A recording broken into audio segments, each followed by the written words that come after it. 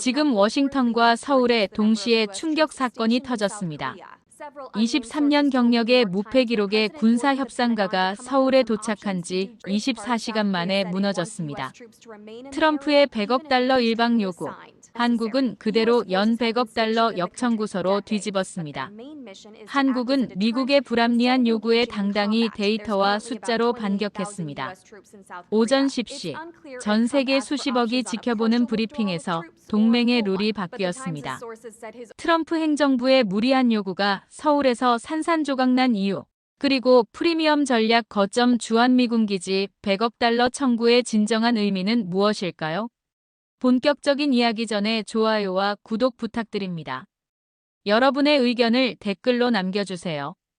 그날, 저는 단 1초도 의심하지 않았습니다. 한국에서 100억 달러를 뜯어내는 건 시간 문제라고요. 아니, 솔직히 말하면 너무 쉬워서 심심할 정도라고 생각했습니다. 제 이름은 마이클 존슨. 미국 국무부에서 23년간 단 한 번도 협상에서 진 적 없는 남자죠. 2015년 독일 베를린에서 메르켈 총리를 설득해 방위비 30% 증액을 받아냈습니다. 2017년 일본 총리실에서 20억 달러 추가 부담을 관철시켰어요. 2019년 사우디 왕실의 완강한 저항을 3시간 만에 무너뜨렸죠. 23년 경력, 47개 협상, 전승. 그게 제 이력이었습니다. 그래서 이번에도 자신했어요. 아니, 오만했다고 해야 정확하겠군요. 한국, 웃기지 마세요. 세계 12위 경제대국이 고작 100억 달러 못 낸다고요? 그건 안 내는 거지, 못 내는 게 아니잖습니까?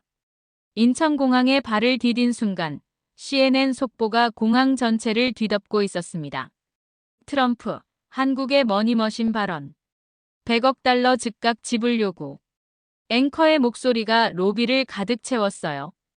트럼프 대통령이 오늘 트위터를 통해 한국을 완벽한 머니머신이라고 표현하며 방위비 100억 달러를 당장 지불할 것을 요구했습니다. 현재 부담액의 거의 10배에 달하는 금액으로. 화면에는 트럼프의 트윗이 떠 있었어요. 사우스 코리어 퍼펙트 머니 머신. 100빌리언 5위 리브. SIMPLE. 리트윗 23만 개. 댓글 수천 개가 실시간으로 늘어나고 있었습니다. 저는 피식 웃음이 나왔어요. 대통령님도 참 솔직하시지. 하지만 뭐, 틀린 말은 아니잖아요. 수화물을 찾는데 한국 기자들이 우르르 몰려왔습니다. 최소 20명은 넘어 보였어요. 존슨 대표님, 머니머신 발언에 대해 어떻게 생각하십니까? 한국이 거부하면 정말 주한미군을 철수시킬 건가요? 100억 달러, 한 푼도 깎을 수 없다는 게 사실입니까? 카메라 플래시가 폭풍처럼 터져 나왔어요. 하지만 저는 여유만만했죠. 협상은 테이블에서 합니다. 그때 보시죠. 저는 선글라스를 끼고 태연하게 걸어 나왔습니다. 기자들의 고함 소리가 뒤에서 들렸지만 신경 쓰이지 않았어요. 택시에 올라타자 기사님이 거울로 저를 힐끔 쳐다봤습니다. 미국 분이시죠? 뉴스에 나오신. 네, 맞습니다. 100억 달러요? 그게 말이 됩니까? 우리가 ATM기입니까? 기사님의 목소리에 분노가 섞여 있었어요. 저는 창밖을 바라보며 대답했습니다. 한국 GDP가 1조 7천억 달러죠. 그중 100억은 0.6%도 안 됩니다. 충분히 낼 수 있는 금액 아닙니까? 기사님은 더 이상 말하지 않았어요. 하지만 백미러로 쏘아보는 눈빛이 느껴졌죠. 뭐, 처음엔 다들 화내지. 나중엔 어차피 받아들여. 서울 시내로 들어오자 빌딩 숲이 펼쳐졌습니다. 롯데월드 타워가 하늘을 찌를 듯 솟아 있었어요. 최신 전광판에는 삼성, LG, 현대 광고가 번쩍였죠. 이 정도 경제력 가진 나라가 100억 달러 못 낸다고. 말이 안 되지.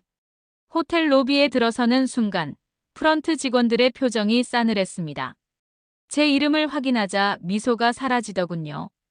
체크인하는 내내 차가운 침묵만 흘렀어요. 역시 언론 탔구나.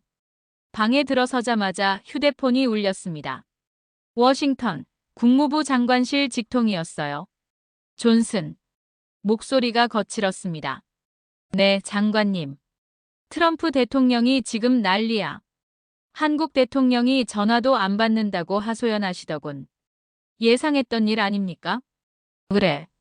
하지만 상황이 생각보다 안 좋아. CNN 여론조사 봤나? 미국인의 67%가 100억 달러는 과하다고 답했어. 순간 놀랐어요. 미국 국내 여론까지 안 좋다니. 그래도 협상은 해야죠. 물론이지. 그래서 말인데. 존슨, 이번엔 절대 실패하면 안 돼. 알겠나? 장관의 목소리가 낮아졌어요. 대통령께서 직접 지시하셨어.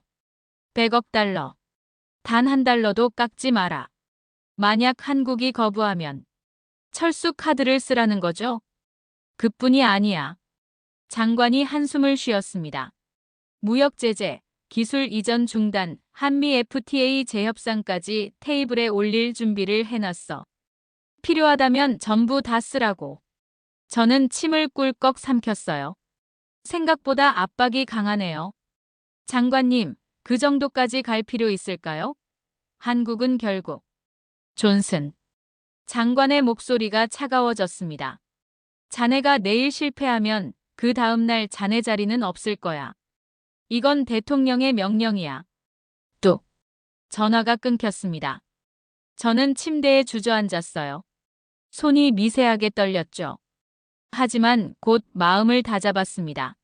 아니야. 괜찮아. 23년 경력이 뭔데. 한국 따위야. 창밖으로 한강이 보였습니다. 야경이 화려했어요. 반포대교의 무지개 분수가 황홀하게 빛나고 있었죠. 내일이면 끝나. 한국은 결국 고개를 숙일 거야. 항상 그래왔으니까. 저는 샴페인을 따라 마셨습니다. 승리를 미리 축하하는 거죠. 침대에 누웠을 때 휴대폰에 트럼프의 새 트윗 알림이 떴어요. 코리어 윌 PAY. 터마로 유 윌 시. 트러스트 미. 그래, 내일 다들 보게 될 거야.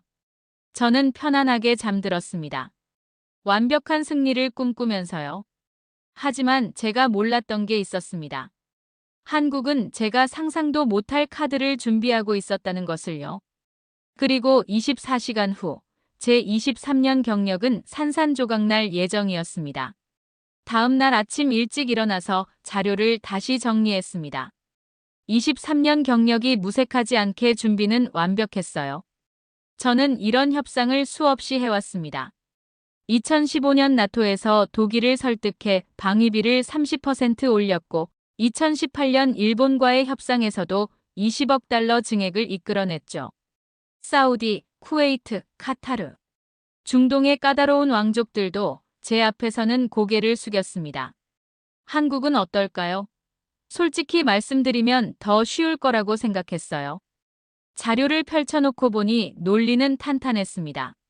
현재 한국이 부담하는 방위비는 연간 약 11억 달러. 하지만 주한미군 운영비는 실제로 40억 달러가 넘습니다. 미국이 매년 30억 달러 가까이를 더 쓰고 있다는 뜻이죠. 그런데 트럼프 대통령의 논리는 여기서 한 걸음 더 나아갔어요. 이건 단순한 비용 분담이 아니야. 프리미엄 군사 서비스 패키지지. 대통령의 말이 계속 머릿속을 맴돌았습니다. 미국이 제공하는 건 단순히 병력이 아니에요. 최첨단 무기 시스템, 실시간 정보, 합동훈련, 전략적 억지력.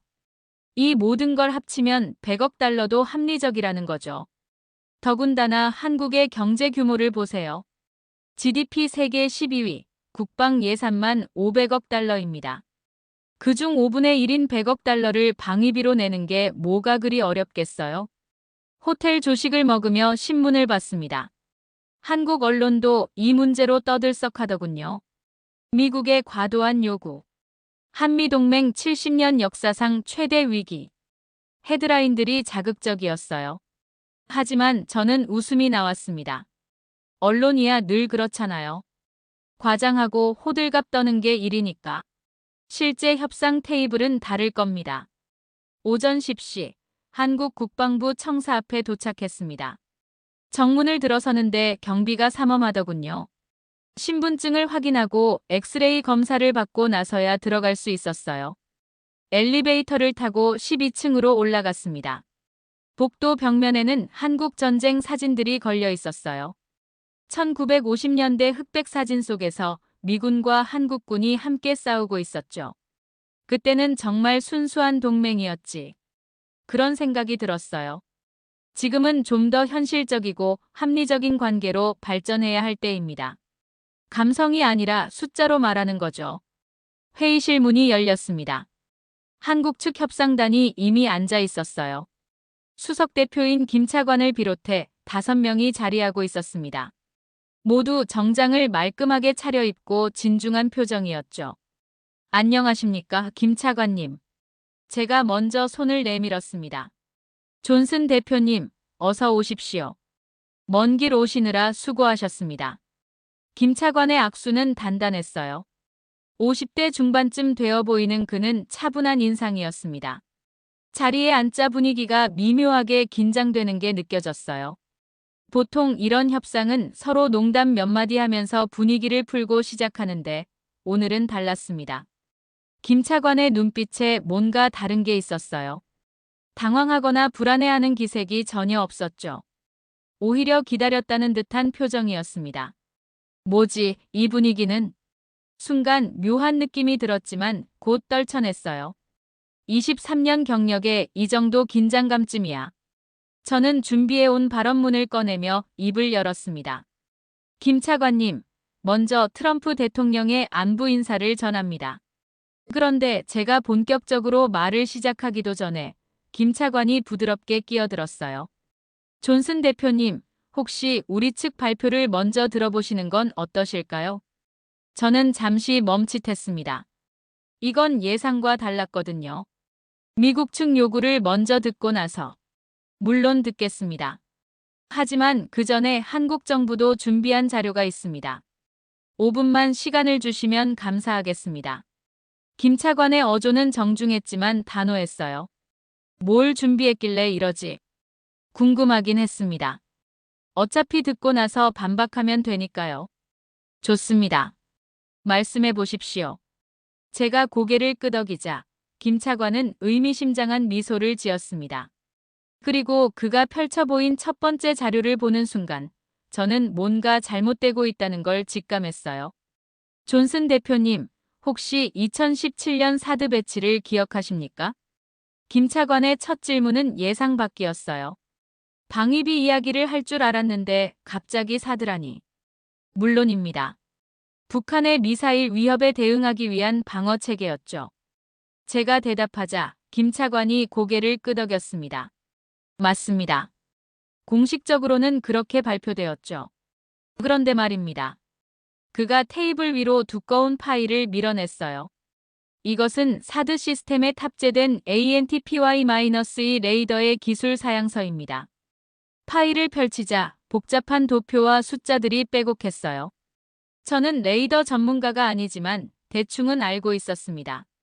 여기 보시면 두 가지 모드가 있습니다. 터미널 모드와 포워드 베이스 모드. 김 차관의 손가락이 특정 부분을 가리켰어요. 터미널 모드는 600km 범위로 북한 미사일을 추적합니다. 이건 공식 발표된 내용이죠. 그런데 포워드 베이스 모드로 전환하면 그가 다음 페이지를 넘겼습니다. 감시 범위가 2500km로 확장됩니다. 순간 제 머릿속이 빠르게 돌아갔어요. 2500km면 그 정도 거리면 중국 내륙 깊숙이 들어가죠. 베이징, 상하이, 우한. 중국의 주요 미사일 기지들이 모두 이 범위 안에 들어갑니다. 김 차관의 말에 저는 할 말을 잃었어요. 2017년 중국이 그렇게 격렬하게 반발한 이유가 바로 이겁니다. 단순한 북한 방어가 아니라 중국의 전략. 무기를 실시간으로 감시하는 시스템이라는 걸 그들도 정확히 알고 있었던 거죠. 그가 두 번째 자료를 꺼냈습니다. 중국의 한한령을 기억하십니까? 한국 기업들이 입은 피해가 얼마인지 아십니까? 글쎄요. 230억 달러입니다. 롯데, 현대, 삼성. 우리 기업들이 중국 시장에서 쫓겨났어요. 한국 관광객도 90% 감소했죠. 이게 다 사드 때문입니다. 김 차관의 목소리에 힘이 들어갔어요. 그런데 더 흥미로운 건 사드의 위치입니다. 그가 한국 지도를 펼쳐 보였습니다. 경북 성주.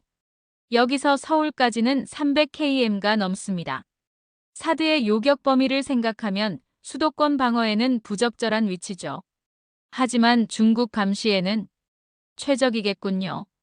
제가 중얼거리듯 말했어요. 정확합니다. 김 차관이 세 번째 자료를 테이블에 올려놓았습니다. 2006년 한미 간에 합의된 전략적 유연성 협정입니다. 혹시 내용을 아십니까?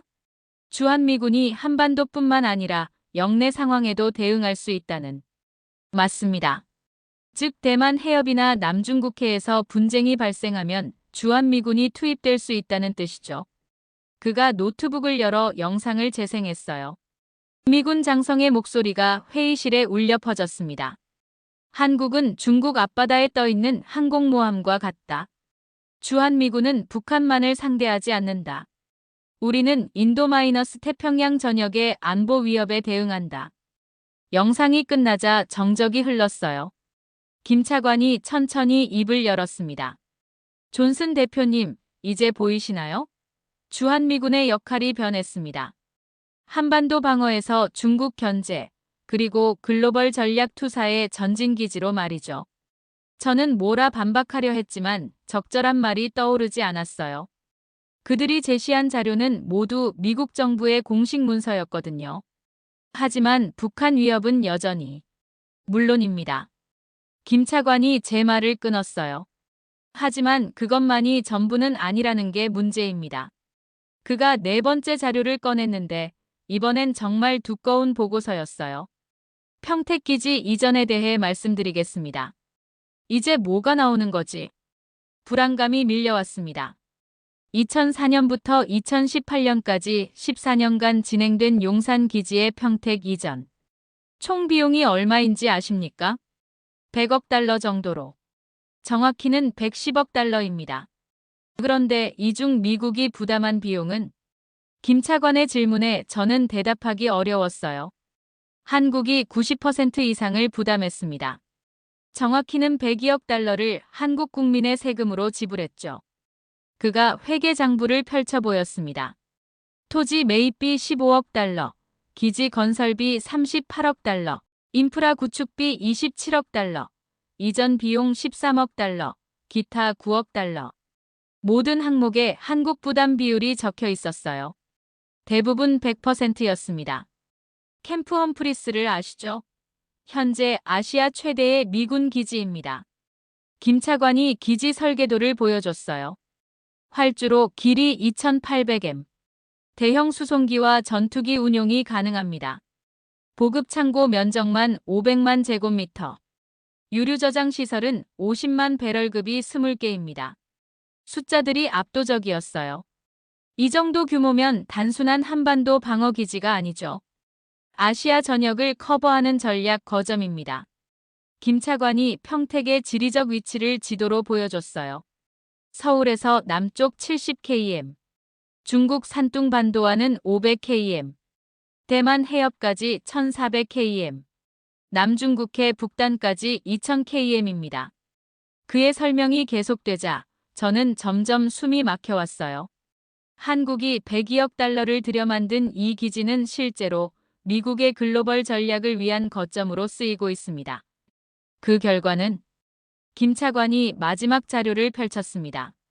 중국이 산둥반도에 DF-21D 대함 탄도미사일 3개 여단을 추가 배치했습니다. 요령성에는 DF-26 중거리 미사일 2개 여단. 모두 평택 기지를 겨냥할 수 있는 거리죠.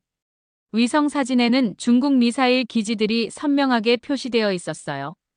한국은 이제 중국의 1순위 타겟이 되었습니다. 이 모든 게 평택 기지 때문입니다. 김 차관이 잠시 말을 멈추고 저를 바라봤어요. 이제 본론으로 들어가겠습니다. 그가 서류 가방에서 깔끔하게 제본된 문서를 꺼냈습니다. 표지를 보는 순간 저는 정말로 숨이 멎었어요. 주한미군 기지 이용료 및 전략 서비스 수수료 청구서. 연간 총액 100억 달러. 트럼프가 요구한 금액과 정확히 같은 숫자였습니다. 잠깐, 이게 무슨... 제가 말하려는데 김 차관이 손을 들어 제지했어요. 차근차근 설명드리겠습니다. 트럼프 대통령께서 100억 달러를 요구하셨으니 우리도 같은 금액을 청구하는 게 공정하지 않겠습니까? 그가 청구서를 펼쳐 보였습니다. 세부 항목입니다. 전략적 지정학적 가치 이용료 70억 달러, 연공 통과료 15억 달러, 항만 이용료 10억 달러, 환경복구 선지급금 5억 달러. 총 100억 달러입니다. 회의실이 조용해졌어요. 제 심장이 쿵쾅거리는 소리만 들렸습니다. 프리미엄 군사 서비스 패키지라고 하셨죠? 우리도 같은 논리를 적용했습니다. 프리미엄 전략 거점 서비스 패키지입니다. 김 차관의 눈빛이 날카로웠어요. 존슨 대표님, 23년 경력에 이런 협상은 처음이시죠? 그가 말했습니다. 저는 아무 말도 할 수 없었어요. 20분 전까지만 해도 저는 이 협상을 장악하고 있다고 생각했습니다. 하지만 지금 테이블은 완전히 뒤집혀 있었습니다. 내일 오후 2시에 이 내용을 전 세계 언론에 공개합니다. 김 차관의 마지막 말이 귓가에 울렸어요. 저는 그제야 깨달았습니다. 한국은 이미 모든 걸 준비하고 있었다는 것을요. 회의실 밖으로 나왔을 때 저는 비틀거렸습니다. 복도 벽에 기대서 심호흡을 했어요.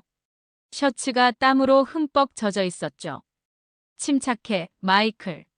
이건 그냥 협상 전략이야. 하지만 손은 계속 떨렸습니다. 23년 만에 처음 느끼는 무력감이었어요. 화장실로 들어가 찬물로 세수를 했습니다. 거울 속 제 얼굴이 창백했어요. 이게 아침에 샴페인 마시던 그 사람 맞나 싶었죠. 휴대폰을 꺼내 워싱턴에 전화를 걸었습니다. 손이 떨려서 번호를 2번이나 잘못 눌렀어요. 존슨, 어떻게 됐나? 장관의 목소리가 급했습니다. 장관님, 상황이. 말을 어떻게 꺼내야 할지 몰랐어요. 상황이 뭐? 한국이 100억 달러를 거부했나? 아니요, 그게 아니라. 저는 한참을 망설였습니다. 한국이 우리에게 100억 달러를 달라고 합니다. 전화기 너머로 정적이 흘렀어요. 5초쯤 지났을까요? 뭐라고? 한국 정부가 주한미군 기지 이용료로 연간 100억 달러를 청구했습니다. 존슨, 지금 정신이 온전한 건가? 한국이 우리한테 돈을 달라고. 네, 맞습니다. 청구서까지 만들어 왔습니다. 장관이 거친 숨을 내쉬는 소리가 들렸어요. 말도 안 돼. 도대체 무슨 논리로? 저는 김 차관이 제시한 내용을 차근차근 설명했습니다.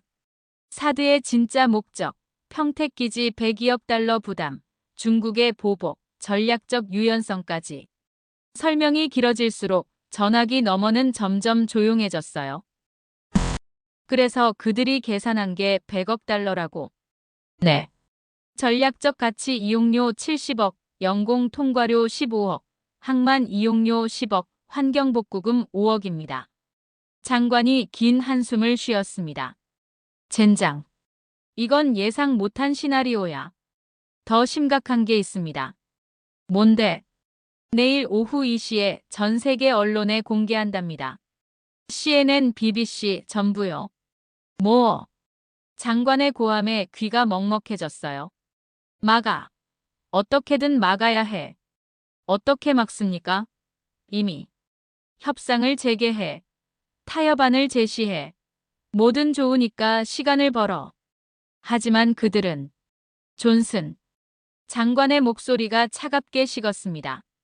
자네가 내일까지 이걸 해결 못하면 그 다음날 자네는 국무부 직원이 아닐 거야. 알겠나? 뚝. 전화가 끊겼습니다. 저는 화장실 벽에 기댄 채 무너져 내렸어요. 다리에 힘이 풀렸거든요. 어떻게 이런 일이. 그때 휴대폰이 다시 울렸습니다. 이번엔 백악관 NSC 국가안보회의실에서 온 연락이었어요. 존슨 대표, 긴급 화상회의입니다. 지금 당장 연결하세요. 호텔로 돌아가 노트북을 켰습니다. 화면에 국무장관, 국방장관, NSC 보좌관이 모여 있었어요.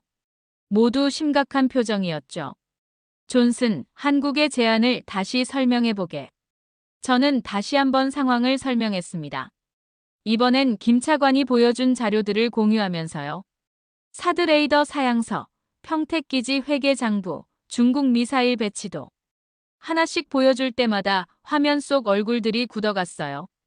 이건 나름대로 논리가 있네. 국방장관이 중얼거렸습니다. 논리라니. 말도 안 되는 소리야. 국무장관이 반발했어요. 하지만 보십시오. 평택기지 이전 비용, 실제로 한국이 102억 달러를 부담했습니다. 이건 공식 문서예요. NSC 보좌관이 자료를 가리켰죠.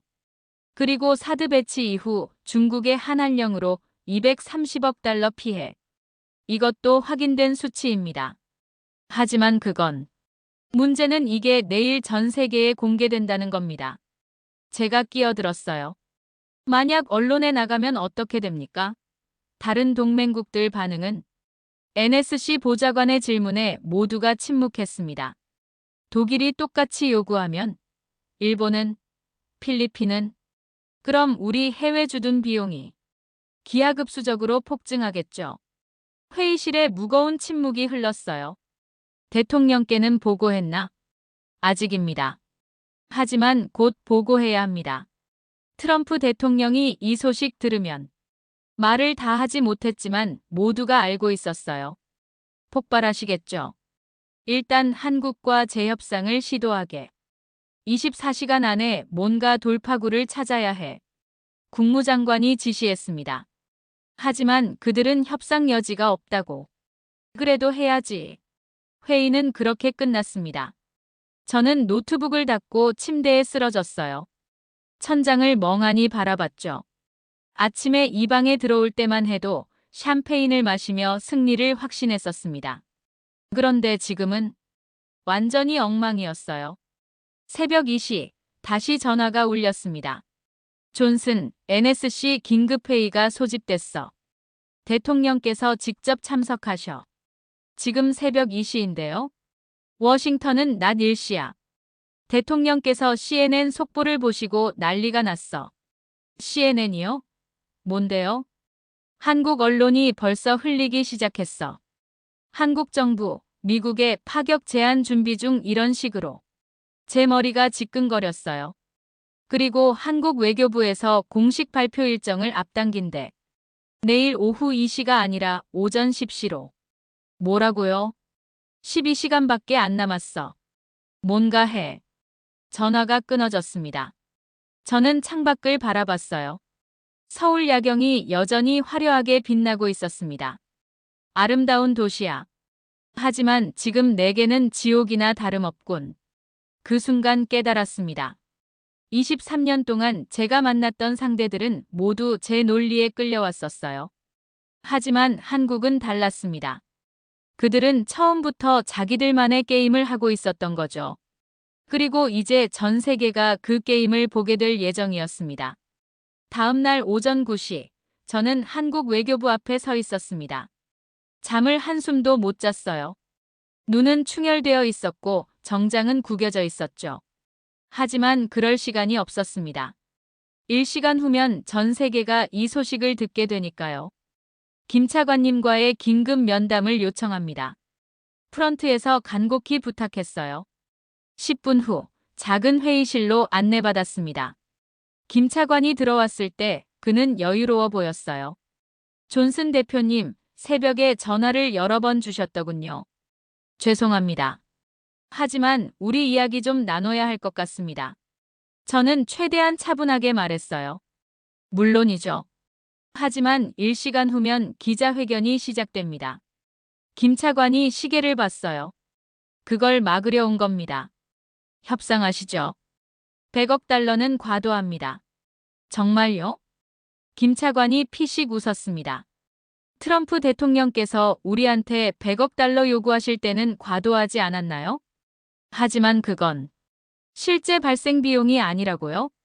우리 청구서도 마찬가지입니다. 전략적 가치를 화폐로 환산한 거죠. 그의 논리에 저는 할 말이 없었어요. 그럼 50억 달러는 어떻습니까? 100억입니다. 70억? 100억입니다. 김 차관님, 협상을 하자는 겁니다. 제가 목소리를 높였어요. 김 차관이 천천히 말했습니다. 존슨 대표님, 트럼프 대통령께서 100억 달러를 요구하실 때 협상 여지가 있었나요? 단 한 푼도 깎을 수 없다고 하지 않으셨나요? 저는 대답할 수 없었어요. 실제로 그랬거든요. 우리도 마찬가지입니다. 100억 달러. 이미 충분히 양보한 가격이에요. 양보했다고요? 실제로 계산하면 훨씬 더 나옵니다. 한국이 감수한 외교적 제약, 중국의 경제 보복, 안보 위험 증가. 이 모든 걸 합치면 200억 달러도 모자랄 겁니다. 김 차관이 서류를 펼쳐 보였어요. 70억 달러 전략적 가치 이용료. 사실 이건 최소치입니다. 미국이 다른 곳에서 이런 조건의 기지를 확보하려면 얼마나 들까요? 중동. 연간 100억 이상 들죠. 유럽. 역시 비슷합니다. 하지만 그리고 우리가 받은 피해를 보세요. 사드 배치로 230억 달러 손실, 중국과의 외교 관계 악화, 한류 금지. 이게 다 누구 때문입니까? 저는 아무 말도 할 수 없었어요. 김 차관이 일어섰습니다. 30분 후 기자회견이 시작됩니다. 참석하시겠습니까? 그럼 정말 공개하시겠다는 겁니까? 이미 CNN, BBC, NHK, 로이터, AFP 전부 대기 중입니다. 전 세계 30억 명이 볼 겁니다. 저는 절망했어요. 더 이상 막을 방법이 없었습니다. 한 가지만 물어보겠습니다. 만약 미국이 주한미군을 철수하면 제 마지막 카드였어요. 김 차관이 빙그레 웃었습니다. 그럼 더 좋죠. 중국이 얼마나 기뻐할까요? 러시아도 환영하겠죠. 미국이 스스로 아시아에서 손을 떼주다니. 한국 안보는 어떻게 하려고요? 우리가 알아서 하죠. 70년간 억눌렸던 자주국방도 이제 시작할 때가 됐습니다. 그 말에 저는 완전히 꺾였어요. 오전 10시 정각. 한국 외교부 대강당이 기자들로 가득 찼습니다. 저는 뒤쪽 구석에 서서 지켜볼 수밖에 없었어요. 김 차관이 단상에 올랐습니다. 안녕하십니까? 오늘 한미동맹의 새로운 전환점이 될 중요한 발표를 하겠습니다. 플래시가 터져 나왔어요. 지난 며칠간 미국 측과 방위비 분담에 대해 협의했습니다. 미국은 연간 100억 달러를 요구했습니다. 웅성거림이 일었어요. 이에 대해 한국 정부는 심도 있는 검토를 했습니다. 그리고 다음과 같은 결론에 도달했습니다. 김 차관이 잠시 멈췄다가 말했습니다. 주한미군은 더 이상 한반도 방어만을 위한 것이 아닙니다. 중국 견제, 인도-태평양 전략, 글로벌 전력 투사의 핵심 거점입니다. 화면에 사드 레이더 자료가 떴어요. 따라서 한국도 미국의 제안이 있습니다. 주한미군 기지 이용료 및 전략 서비스 수수료, 연간 100억 달러입니다. 대강당이 순간 얼어붙었어요. 그리고 폭발했습니다. 기자들이 일제히 손을 들고 고함쳤죠. 카메라 플래시가 폭풍처럼 터져 나왔어요. 차관님, 100억 달러요? 정말입니까? 이건 사실상 한미동맹의 근본적 재편 아닙니까? 미국이 정말 돈을 지불할까요? 김 차관은 침착하게 세부 내역을 설명했습니다. 저는 그 모습을 멍하니 지켜봤어요.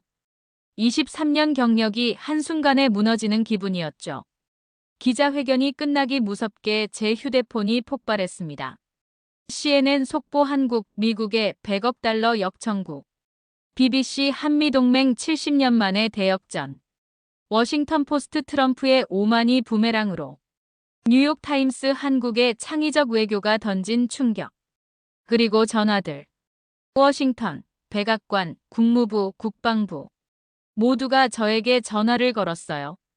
하지만 저는 아무것도 할 수 없었습니다. 게임은 이미 끝났으니까요. 3일 후, 저는 백악관 오벌 오피스에 서 있었습니다. 트럼프 대통령이 책상을 내리쳤어요. 이게 대체 무슨 일이야? 한국이 우리한테 돈을 달라고. 죄송합니다, 대통령님. CNN 여론조사 봤어? 미국인 62%가 한국 편이래. 우리 국민들이 한국 편을 들어. 트럼프의 얼굴이 불그락푸르락했습니다. 루비오 국무장관이 조심스럽게 말했어요. 각하, 문제는 국제 여론입니다.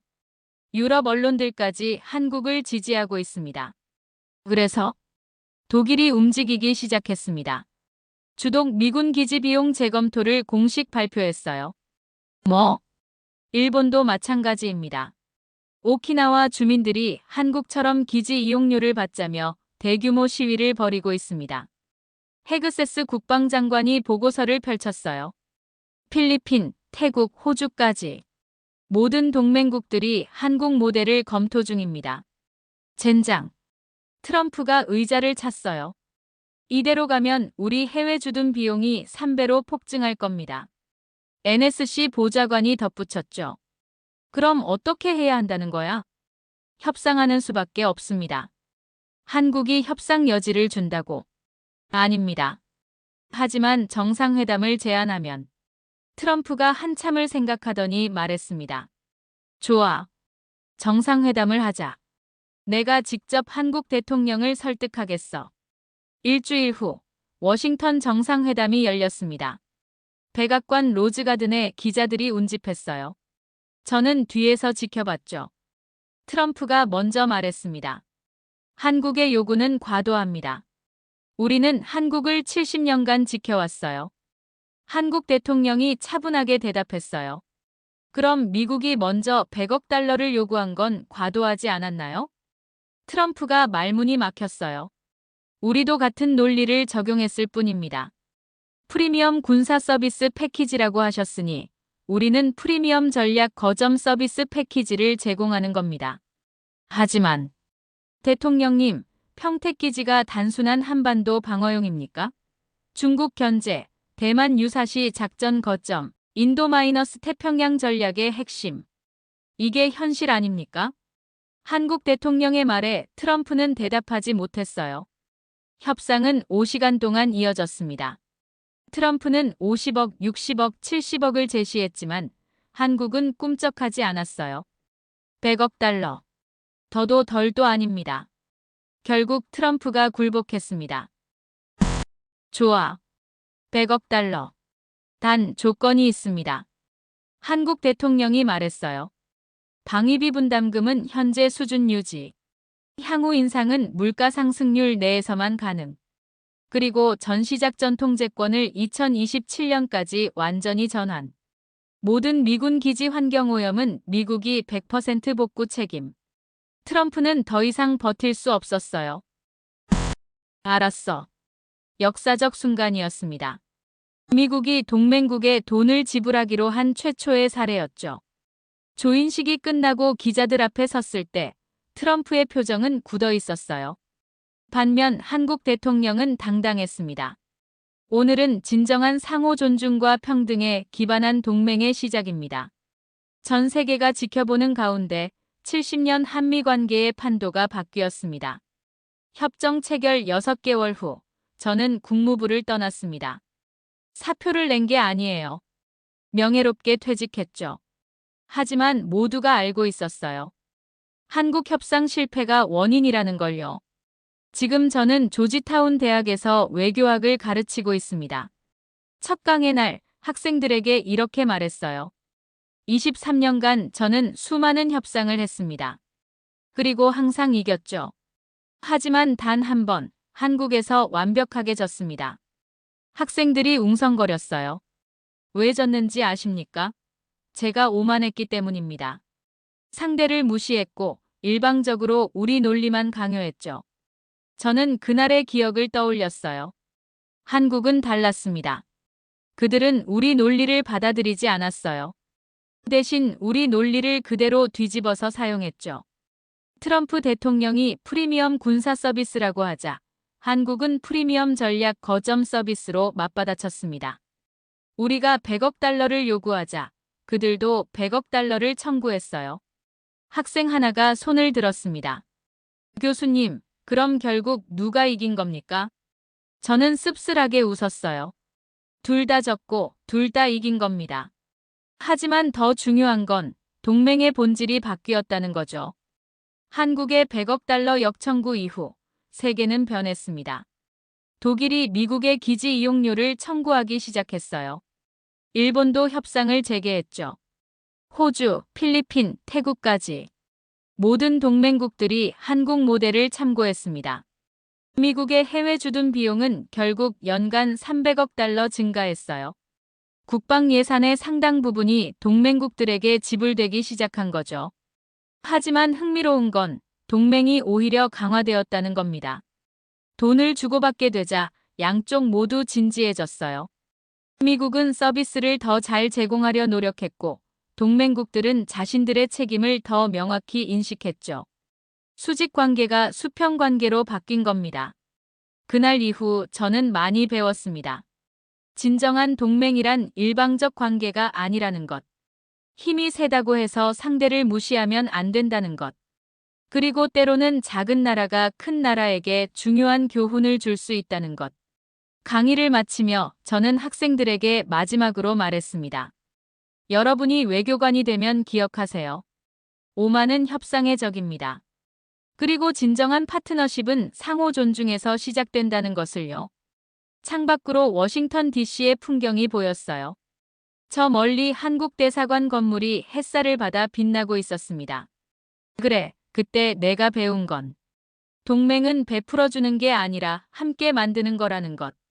그리고 진정한 힘은 군사력이 아니라 지혜에서 나온다는 것. 한국은 군사력으로 미국을 이긴 게 아니었습니다. 전략과 논리 그리고 정교한 외교로 판을 뒤집었던 거죠.